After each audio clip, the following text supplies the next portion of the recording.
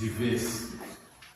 Então, por esse fato que é bom estar num ambiente que nem esse, para todos nós, porque todos nós recebemos um quanto de energias as quais nos ajudam a nos melhorar, a nos sentir bem, a estar mais apto para o entendimento das coisas que acontecem cotidianamente conosco.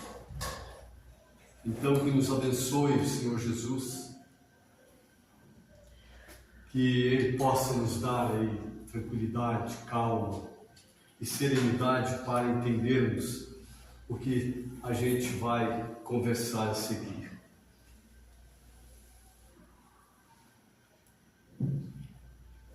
Por que ficais, meus filhos, tão aflitos, se tendes poderes infinitos que o vosso Pai vos outorgou? Acaso sois mais fracos do que o vento, que sacudindo o mar neste momento os atemorizou? Acaso a vossa fé é tão pequena que a fúria da borrasca não serena, escutando de perto a vossa voz? O Pai nunca abandona os filhos seus. No céu, na terra, em tudo existe Deus, principalmente em nós, que é o que muitas das vezes nós duvidamos. Quando somos acometidos por uma dor, quando somos abalados por os ventos que são os ventos modificadores daquilo que precisa ser modificado em nós e que nós ainda não conseguimos entender o que acaba acontecendo, a primeira coisa que vem à nossa mente é de que nós estamos ao Deus dará. Será que é isso mesmo? Não é, não. Deus nunca abandona os filhos seus, como diz a mensagem aqui. Porque todos nós trazemos Deus dentro de nós. Então, muitas das vezes a gente vai procurá-lo fora, mas Ele não está fora. Ele está dentro de nós. Como nós ainda nos conhecemos muito pouco, a gente não consegue perceber os benefícios aos quais recebemos a todo momento, a todo instante, deste Pai amantíssimo, que traz para nós sempre o bem-estar e que muitas das vezes a gente não compreende. Por que a gente age dessa forma? Porque nós ainda, como disse no princípio aqui, a nossa fé ainda é muito, muito pequena. E desta forma, nós muitas das vezes não sabemos nem qual mecanismo usar para poder desenvolver dentro de nós, que lá dentro nós temos esta força motriz que impulsiona as nossas vontades, os nossos quereres. A gente muitas das vezes tem medo desse desconhecido, medo desta força que nós temos e que nós ainda não colocamos ela em prática no nosso dia a dia, para buscar aí uma tranquilidade, para muitas das vezes sair de um quadro depressivo, para sair de um quadro de raiva, de medo. Então, como nos diz o Evangelho, Jesus caminhava serenamente no lago Tiberíades e vai de encontro aos seus discípulos e os convida. Ele queria dar uma volta. Isso era logo após a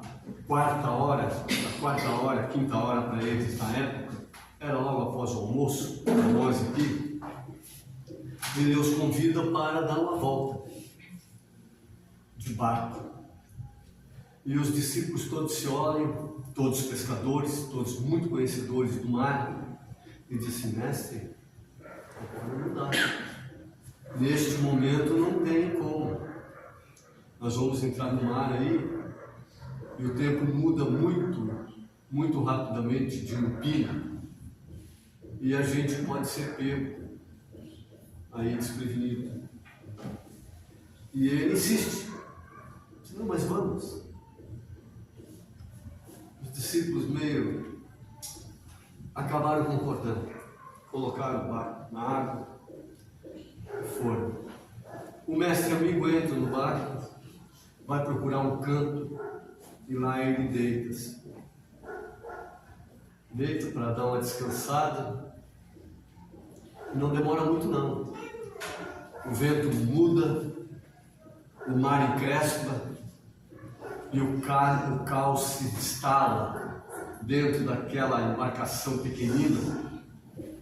E esses discípulos ficam todos assustados e dizem: não foi o que nós falamos? A gente não devia ter vindo para o mar, porque é muito perigoso. Esse horário, ninguém entra no mar. E alguém então aventa: acorda o mestre. O que nós podemos fazer? Então, isso lá, naquela época, vamos trazer isso para nós hoje. No nosso dia a dia, nós que nos achamos, muitas das vezes, bastante equilibrados, como que nós agiríamos numa situação dessa? A gente tem que muitas das vezes trazer essas situações para a gente fazer a gente conseguir mensurar a nossa própria fé, para ver a quanto anda, como nós agiríamos. Será que nós iríamos ter uma fé firme de não nos deixar levar por uma situação a qual Deus vai prover? Isso não é fé. É eu acreditar que eu estou num determinado local e que pode sim os ventos mudarem de hora para outra e eu ter a necessidade de também fazer uma mudança de rota naquele instante para que eu possa me sentir mais seguro e melhor. Será que eu teria essa capacidade de fazer isso? Isso é uma coisa bem importante que a gente tem que trazer, tem que perguntar lá aos nossos botões. E daí eles acordam o mestre. E o mestre acorda tranquilo. Olha, o mestre acorda tranquilo. Quem, em sã consciência, naquele momento, no mar revolto, iria acordar com tranquilidade ou dormir com tranquilidade, com a chuva caindo e o mar em polvorosa. E ele acorda e olha para todos aqueles homens que foram escolhidos por ele mesmo antes de virem para cá. Foram escolhidos a dedo para vir ou auxiliar aqui no seu messiado. Ele olha para tudo eles e diz assim: o que está acontecendo? E eles apavorados assim: mestre, olha aí como é que está isso aí, nós vamos perecer, nós vamos morrer. E ele diz assim: e daí? Ele diz assim: o caso da morte física, nada muda. Vai mudar o ambiente, a ambientação. A gente só vai sair desse corpo e talvez continue por aqui mesmo. Só mais leve, mais tranquilo. E eles apavorados. Daí, o mestre diz assim para eles: vocês são homens de pouca fé. É aí que ele faz aquela chamada de que estes homens, que são pessoas de sua confiança, mas ainda não adquiriram, ainda não conseguiram trazer para si esta fé mais robusta, a qual iria ajudar muito, como ajudaria nós no nosso dia a dia, porque a gente quando tem qualquer empecilho, é esse sentido o convite. Quando a gente tem qualquer empecilho, a gente já quer desistir, já quer cair fora, porque a coisa não é assim, tipo assim, se não é para brincar, então não vem pro play, cai fora. Por quê? É justamente porque a gente está num mundo de provas e expiações, sabemos disso. Quando nós viemos para cá novamente na nossa reencarnação, que a gente reencarna aqui no planeta, a gente vem com todas essas diretrizes já conosco. Somos treinados para passar esta fase aqui. E muitas das coisas nós sabemos, porque nós ajudamos a escolher, a passar aqui. Mas precisamos do quê? Precisamos justamente desenvolver aqui, quando a gente chega, que a gente recebe este véu de esquecimento, que não deixa de ser um grande benefício, porque senão talvez nós não conseguiríamos viver aqui sem as perturbações. A gente já, sem lembrar, a gente já vem bastante perturbado. Imagine lembrar de que eu, na mesma família, recebi um irmão, junto com o mesmo pai e mesma mãe, um irmão que foi um assassino em outra situação, me tirou a vida, por razões que não vem ao caso a gente falar aqui, mas são coisas que acontecem no dia a dia. E a gente não sabe como lidar com isso. Por esse fator é que a gente precisa sim desenvolver. E para desenvolver essa virtude, que está ainda sonolenta dentro de nós, a gente tem que se esforçar sim um pouco, para poder trazer isso à tona. E a partir do momento que a gente traz e que a gente experimenta a usar desta fé mais robusta, a gente vai dizer assim, opa, não é tão ruim assim.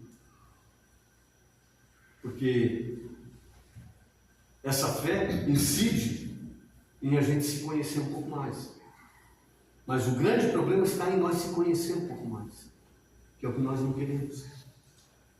A gente tem medo do nosso lado mais sombrio. E daí a gente, quando se depara com esse lado, a gente que já está se olhando ali, dizendo assim, eu estou tão bom agora, já melhorei tanto, e que a gente se depara com essa situação, isso dói, isso machuca. E daí a gente fica mais na superficialidade das situações. Certa feita, um grupo de turistas estava na Índia e foram fazer uma visita ao Sai Baba. Sai Baba na Índia é tido como um deus. E alguém do grupo que estava ali resolveu fazer uma pergunta para ele, disse assim, ô Swami, é verdade que você é Deus? Ele olhou bem serenamente para a pessoa e disse assim, sim, eu sou Deus. E todo mundo se desconcertou quando ele falou isso. Tipo assim, o que o cara está pensando que é, né? E ele bem tranquilo. Esperou um pouquinho para ver a reação das pessoas e depois falou assim, mas tu também é. A única diferença minha e tua é que eu tenho consciência disso e você não tem. Então é assim, é mais ou menos dentro disso. É o autoconhecimento de si, onde a gente vai se melhorando, onde a gente vai se entendendo e vai se notando o quanto nós somos poderosos, o quanto nós temos dentro de nós de força e que a gente ainda não nem descobriu. E muitos passam pela encarnação e voltam para a espiritualidade e não utilizaram nada, praticamente, daquilo que tem capacidade e poder de usar. Porque nós somos assim. Espécie uma mãe, muitas das vezes, ao se deparar com um filho com febre, o que ela pode fazer? Ela corre para que a outra vá acudi-la. Não, faz uma reza, faz uma prece para mim, meu filho está muito ruim. Mas ela esquece de que ela pode, ela é mãe, ela pode dar um passe nesse filho, transferindo energias salutares e tirando o filho daquele quadro. Mas justamente a falta de fé não deixa isso acontecer. Esse é o problema nosso. Porque se a pessoa tivesse essa fé mais robusta, ele diz assim, não, vou fazer isso. Se for necessário depois medicá-lo, claro que deve ser medicado. Deve-se fazer a coisa certa. Mas, a princípio, fazer isso. E a gente não faz justamente porque a gente não consegue entender as coisas ainda. Daí, voltando lá novamente hoje não quer deixar eu. Voltando novamente lá no bar, Jesus então olha para o mar, ergue o braço, pede, diz assim, te acalma. E aos ventos também, e a própria chuva. E aquilo tudo vai serenando, tudo se tranquiliza novamente. Daí a gente pensa assim, mas por que Jesus foi convidar ele justamente nessa hora? Ele também sabia que nessa hora o mar, apesar de ele não ser um pescador, da forma como eram os pescadores, mas ele sabia. Mas foi justamente para trazer essa lição. É uma lição simples, mas muito necessária para aqueles que estavam ali com ele. Porque ele dá outras demonstrações em outros momentos, quando alguns discípulos vêm falar com ele e dizem assim, olha, tem um senhor ali que está com o filho que nós não demos jeito. E ele chega próximo com aquele poder mental dele, e ele olha para os discípulos, como quem diz assim, homens de pouca fé. E daí ele olha para aqueles que estavam, porque eram aqueles que estavam com o menino se batendo, amarrado, ele pede, desamarre. E eles, não, mas é perigoso, desamarre ele. Eles desamarraram e ele disse assim, olha, tu sai dele.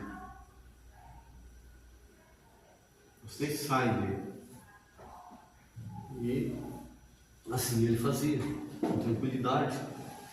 Não era nada para se mostrar, mas principalmente para trazer uma lição. Como ele diz assim, que ele falou muitas vezes, tudo que eu faço, você também pode fazer. E talvez muito mais. Mas a gente ainda não conseguiu medir a quanto nós andamos, em que ponto nós estamos, ou muitas das vezes caminhando muito lentamente ou estacionário. E a gente tem que andar, porque vai chegar um determinado momento que a própria lei nos empurra. Só que daí é mais dolorido, mas é assim que acontece. Porque nós precisamos sim, eclodir, nascer, esta flor se abrir para o Pai, que está ali à espera de nós. Nós ainda não conseguimos entender, muitas das vezes hoje, dentro das casas espíritas, que acontecia antigamente,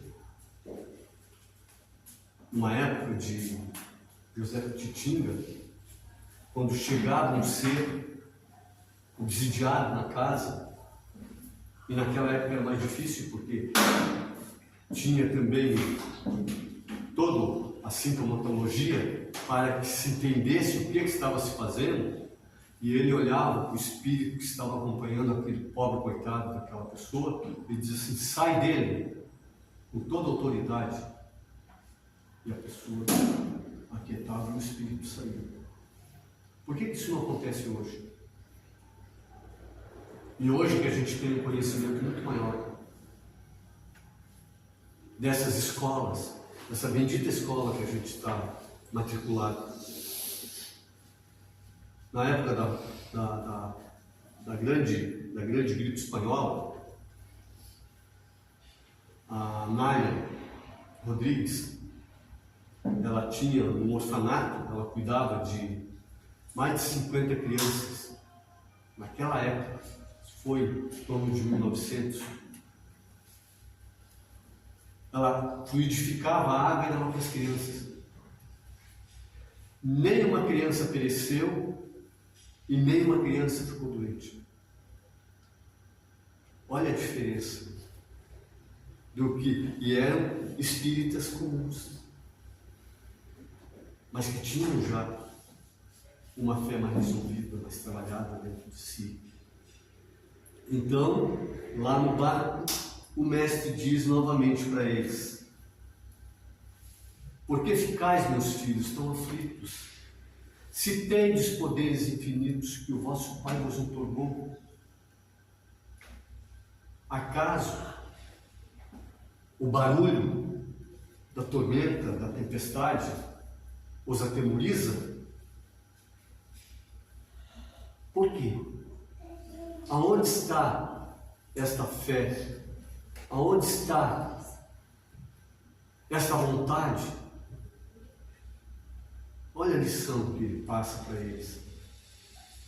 Mas nunca abusando do seu desconhecimento, que ainda era muito grande na época. Trazia eles, mostrava, justamente para os ensinar. Sabendo ele que dentro de muito pouco tempo ele sairia daqui. E eles iriam ter que dar continuidade ao trabalho. Então, fica a história que se segue após a volta do Cristo para a sua casa paternal, e daí começa a aparecer e se destacar aqueles que assimilaram melhor a lição. Dentre eles, depois por volta de uns 50 anos, aparece um moço chamado Saulo, que foi preparado desde criança para assumir o Sinédrio em Jerusalém. Então ele é letrado, que naquela época quase ninguém sabia ler, ele era letrado e era muito inteligente.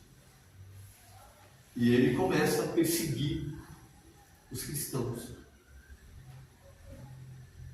E nessa perseguição, ele descobre que um tal de Ananias que estava arrebanhando muitos fiéis. Ele descobre que o tal de Ananias está em Damasco e ele vai atrás. Vai atrás justamente para prendê-lo e depois daí sacrificá-lo. E na porta de Damasco é onde acontece a conversão de Saulo. E ele escuta, depois ele vê aquela luz intensa, que quando ele cai do seu cavalo, e o mestre olha para ele e diz: Saulo, Saulo, por que me persegues? E ele, dentro daquele torpor, na hora não entende, ele só diz assim: o que queres que eu faça? E aí começa a grande saga do maior discípulo de Cristo, que se tornou Paulo. Então, a gente começa a ver essas situações e pinça um, pinça outro destes seres que vieram justamente para ajudar a nós aqui, dando exemplo de trabalho. O Paulo foi tão firme que ele, na sua caminhada para disseminar o Evangelho, ele caminhou, porque era tudo a pé, ele caminhou 22 mil quilômetros, disseminando, apanhando, indo preso, e nunca desistiu. Essas lições a gente tem que trazer para a gente poder se situar o porquê que eu estou aqui, o que eu estou fazendo, o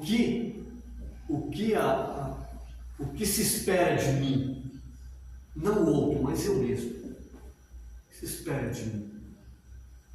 Como que eu ajo diante dessas tempestades, dessas dificuldades, muitas das vezes momentâneas, outras vezes se arrasta por um determinado tempo para nos ensinar uma lição. Mas nós continuamos, muitas das vezes, tentando se eximir daquilo que vem. Em outras vezes a gente entra nos complexos de culpa, que acabam nos tornando seres estacionários. A gente não sai de lugares, sempre se culpando. Eu sou pobre, coitado. Ninguém, meus irmãos, é coitado. Todos nós recebemos um quanto de energia praticamente igual do Pai Celestial para nos passar aqui. Todos nós recebemos inteligência, que é o que nos faz diferente. No caso dos animais, é justamente a inteligência nossa. E o que nós fazemos com ela? Nós engendramos, nós usamos para enganar ontem, para matar. Nós somos os únicos seres que acabamos matando o outro da mesma espécie, um outro igual. Porque os próprios animais que se dizem não dotados de inteligência, mas eles não matam da sua espécie. Eles podem matar um outro para a sua própria sobrevivência, mas não da sua espécie. Então, o único animal que mata o outro da sua espécie somos nós, infelizmente. E isso demonstra o quanto a gente ainda não entendeu o nosso papel aqui. O que a gente precisa fazer? Quais as mudanças que nós temos que tomar para também ser aquilo que se fala muito na doutrina, eu ser um coadjuvante na vida, nessa escola planetária a qual nós estamos inseridos, nessa grande viagem que a gente está fazendo, porque nada para. Nós estamos sempre em mudança. E é isso o que a gente muitas vezes não quer, a gente quer ficar paradinho. Agora tá bom, então eu não quero mais. Não quero nem saber. Tenha certeza que vai acontecer algo. E que muitas das vezes diz assim, meu Deus, que coisa mais difícil. Não, talvez seja a única forma que Deus encontrou de fazer com que a gente saia do lugar. E a gente não gosta. Porque dói. Porque nos incomoda. Está me tirando do lugar comum. E estava tão bom naquele lugarzinho parado ali. E a partir então do momento em que eu entendo isso, é a partir desse momento que eu começo a remar. E que não tenho mais medo das revoluções, das revoltas que acontecem.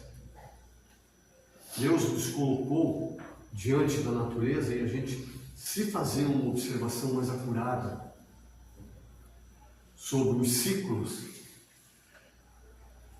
da vida, a gente vai ver como é simples e como há um respeito muito grande em tudo que se é feito. Novamente falando, o único que desrespeita somos nós, que somos os seres inteligentes do Pai. Mas o resto tudo está em harmonia. E por que nós não copiamos essa harmonia e não trazemos para dentro de nós, que também é um mundo igual de fora, aqui dentro? A gente precisa fazer isso. Porque esse seria, no caso, o princípio de uma criação de uma plataforma mais segura para esses novos voos que eu preciso dar. Muitos iriam dizer assim, mas eu já estou velho agora. A gente não pode esquecer que nós somos seres eternos. Não tem velho. Eu vou deixar esse corpo, essa roupa batida, surrada agora, eu vou deixar aqui no túmulo, mas eu vou continuar sério. Então, é nesse sentido. E essas etapas que a gente sai de lá e vem para cá, é onde a gente vai fazer o maior aprendizado, é onde a gente vai aprender a lidar com as coisas. Porque como que eu vou aprender a lidar com o frio se eu não tenho corpo? Então eu tenho que vir aqui. Como eu vou aprender a lidar com o dinheiro? Como que eu vou aprender a lidar com a fome? Porque eu, o espírito, não preciso de nada disso. Então é aqui. E é aqui que eu tenho que aprender essas virtudes. Que eu tenho que aprender, não, que eu tenho que desenvolver, porque estão todas aqui em nós. Mas a gente precisa fazer isso. Isso é urgente. Quer sair de um estado de perturbação, um estado de medo? Acredite mais em você próprio. E saiba que você tem sim poder para isso. Esse poder que o vosso Pai nos otorgou. Todos nós temos. Só que o que acontece, nós não usamos em nosso benefício. Muitas das vezes até a gente usa pouco dele ao benefício de outro. É válido, claro que é válido. Mas a gente tem que usar primeiramente em nosso benefício. Porque a partir do momento em que eu entro em tranquilidade, em paz, em harmonia comigo, tudo ao meu redor se harmoniza. Essa que é a diferença. E daí a gente passa a ficar bem. E aqueles que estão próximos de nós, ao nosso redor, também vão ficar muito bem. E daí que a gente começa a ver que não tem motivo para raiva, para ódio, para ciúme. Porque todos somos iguais e todos estão numa mesma luta, que é a luta do crescimento. E que viemos aqui justamente para isso. Não tem ninguém diferente de nós aqui. Um pode estar um pouquinho mais, outro um pouquinho mais. Isso na nossa parte intelectual. Mas espiritualmente falando, que seria essa situação da nossa educação moral, essa praticamente estamos todos iguais. se destaca um ou outro. E olha, talvez em uma das mãos sobra aí 4 dedos. Se a gente for contar os milhões que tem, e a gente ainda não conseguiu trazer isso como um sossego, trazer isso como uma forma de nos alimentar com esse vigor, com essa alegria e com essa paz, que é o que todo mundo procura ali fora, esquecendo que ela sempre esteve guardada dentro de nós. Eu agradeço e rogamos a Jesus que possa colocar em cada coração aqui presente as suas bênçãos, e que esse final de semana seja um final de semana de muita luz para todos. Muito obrigado e uma boa noite a todos.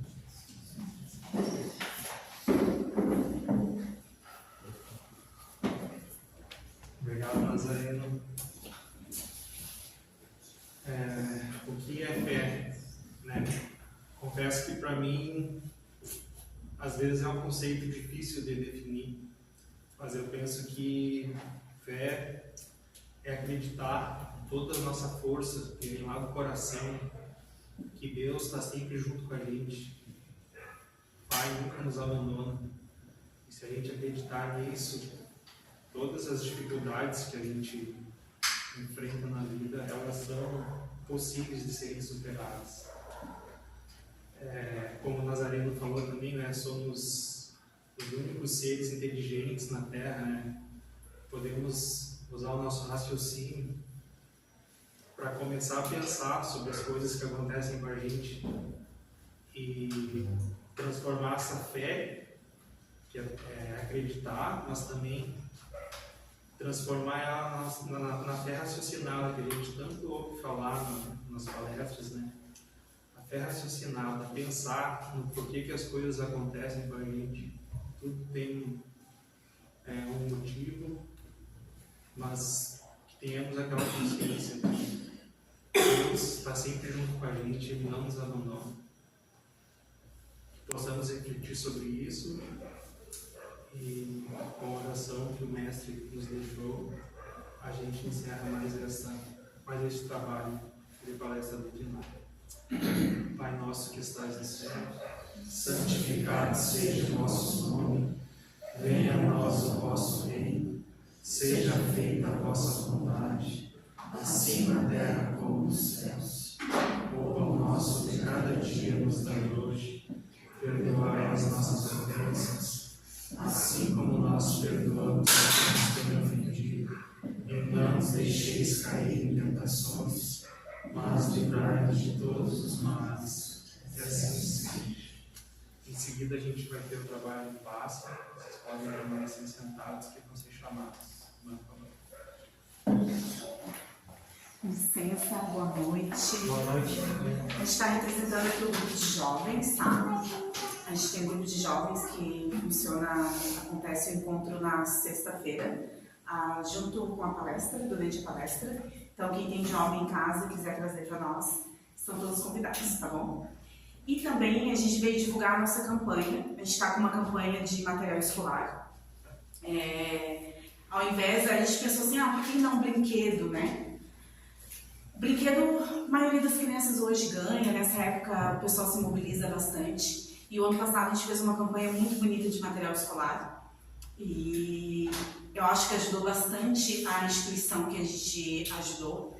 Tanto que eles entraram em contato de novo com nós para ver se a gente ia fazer novamente a campanha de arrecadação de material escolar.